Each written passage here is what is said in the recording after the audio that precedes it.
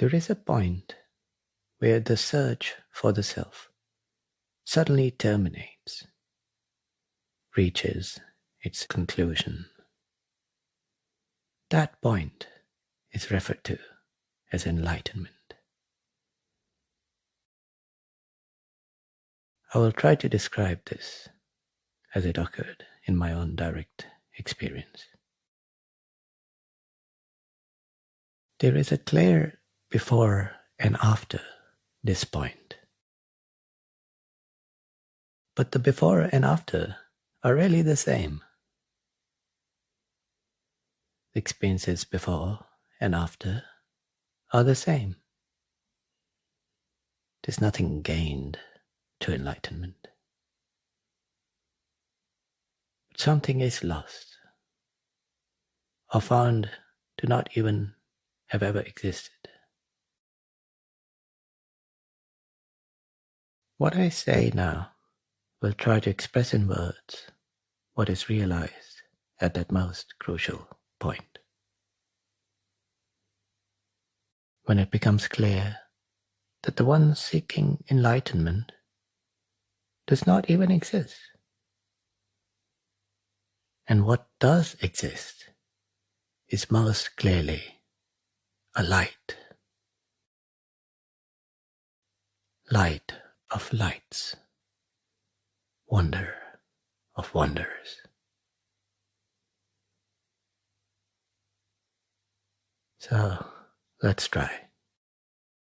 I can compress it down to a few minutes, but you have to understand, all of this hits home in a flash.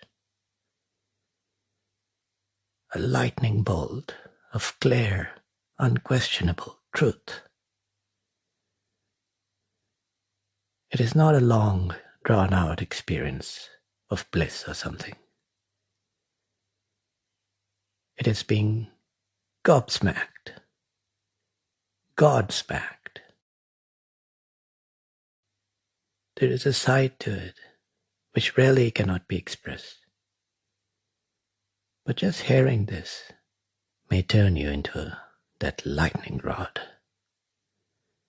The mind honed and fully receptive for that bolt of pure insight.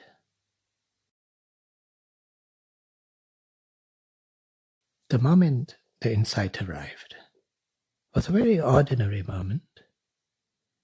I was at home with my family.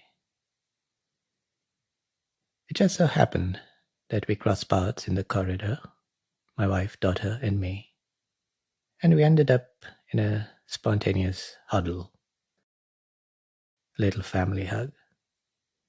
And at the moment, as I went down on my knees, and my heart filled with love, the normal kind of love, the mind's defenses went down. And because I was obsessively practicing self-inquiry, in that moment, the question arose: what am I? What am I to feel this love? What is my wife? What is my daughter, really?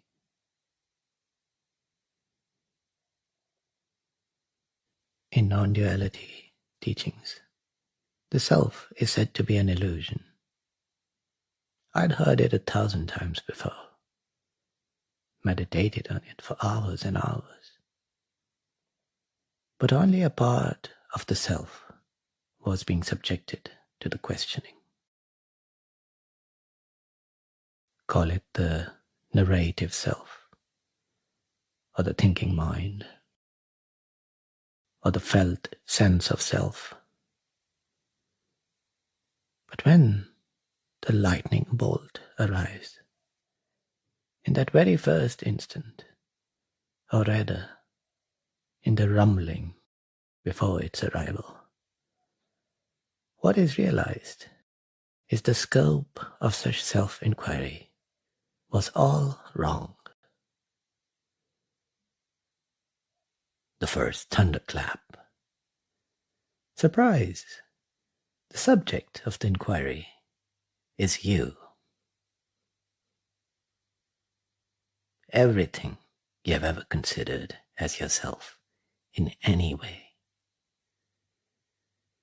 Body, mind, soul, person, human being, Nabil, I, all of it. And then the first bolt strikes. Complete annihilation. I wasn't even an illusion. I never even existed. There was maybe a breathless moment. It's hard to say now, because it all happened in a flash. But there was a sense of history being rewritten. Like something that seemed to have been there was erased not just in this moment, but even from the past. Like in those time travel movies. They show a character being wiped out, even from a photo frame. Never even existed. All the memories of this life were rendered in a truer light. There's no me, no such thing. No me as a physical or mental or metaphysical entity. There are no conscious entities at all in the entire universe. No such entities are possible because consciousness is not a property of separate little things. But this isn't the complete realization. That was yet to come. This was the moment of complete surrender. You see, this is what is meant by surrender. It is not a hidden insight or realization that blocks you from enlightenment. It is this admission, the admission that I am not the thing that is conscious. What makes this admission at that point feels like I. But later, now I can say, what made that admission was just the thinking mind. This instrument that had assumed that it was the thing that was conscious. Now, if this was the end of the story, it would be a terrible ending. Luckily, this death, this annihilation, was only the first strike. In this case, lightning struck twice. Listen, this is important to know. The lightning has to strike twice, or you're stuck in that terrible nothingness, this non-being, emptiness. Those are just what the mind sees as it tries to look upon reality. The mind sees nothing. But surrender is exactly giving up this identity of being the mind. The arrogance of thinking that this bundle of physical and mental phenomena is what is conscious. As soon as that admission is made, the second bolt can strike. And so it struck. But now there was nothing to strike. The mind had fizzled out in the comprehension, the magnitude of its error. So this bolt coincided with an implosion of the mind and an explosion of the heart. You may recall this all started in a certain state of mind. A bit of love was there. Now it swelled up. It became a tsunami. Love, awe, devotion. You, the one listening, feeling, perceiving, making perception possible, the one that is conscious, is none other than you. Reality. The supreme reality. The singularity beyond space and time. This base reality, the fundamental basis of everything, is in itself sentient. Is sentience itself. That is I. Truly I.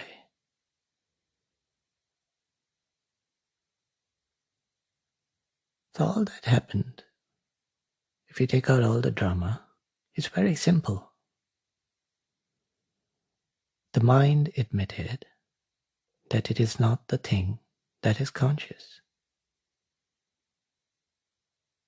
And if we think of the mind as a reflection of the brain activity, then you could say the body-mind structure, this instrument, admitted that it is not conscious.